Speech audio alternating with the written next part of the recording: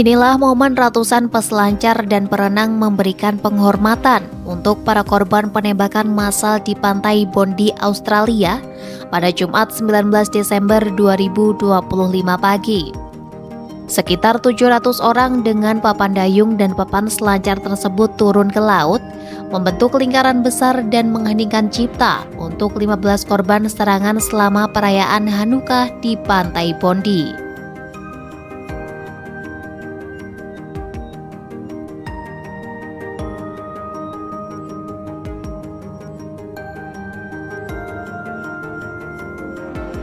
Serangan mematikan terjadi di pantai Bondi, tempat wisata terkenal di Sydney, ketika ayah dan anak bersenjata melepaskan tembakan ke arah kerumunan orang yang berkumpul untuk merayakan hari pertama Hanukkah, festival cahaya Yahudi.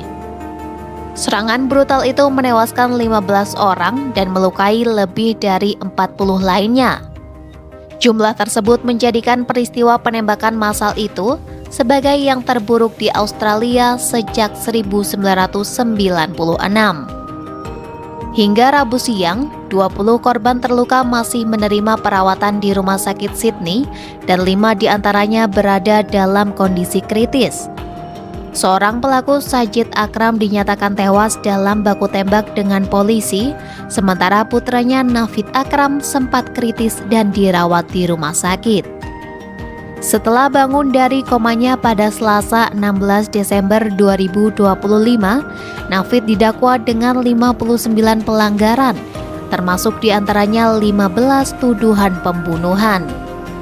Komisaris Polisi New South Wales Melanian menyebut, penyelidik saat ini tengah menunggu kondisi Navid stabil dan ia memperoleh penasihat hukum sebelum bisa diinterogasi. Pihak berwenang Australia mengungkapkan, Sajid dan Navid sempat menghabiskan hampir seluruh bulan November di Filipina. Mengutip The Independent pada Rabu, sumber keamanan menduga kunjungan tersebut berkaitan dengan pelatihan bergaya militer.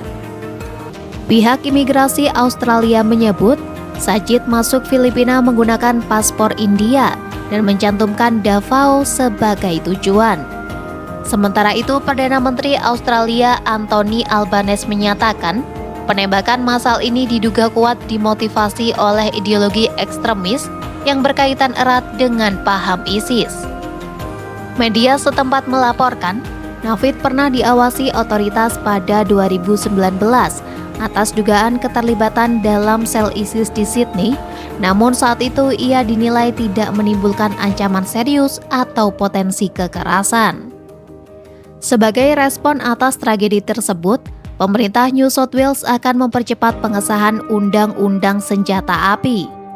Polisi juga dilaporkan memperketat pengamanan di sejumlah pemakaman dan upacara peringatan di Sydney, terutama yang melibatkan komunitas Yahudi.